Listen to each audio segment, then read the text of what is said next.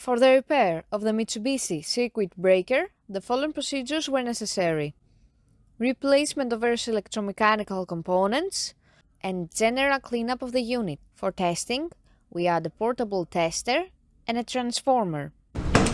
At first, we perform a long time delay test and the breaker trips after about 40 seconds.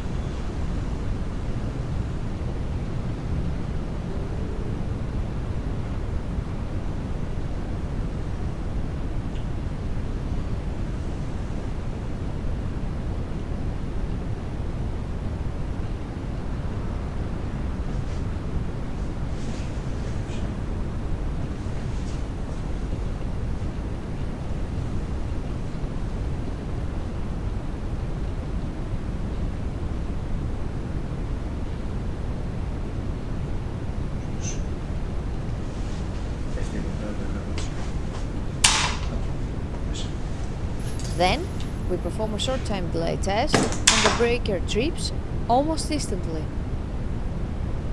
It is now clear that the circuit breaker is working successfully and is ready to be delivered to the customer.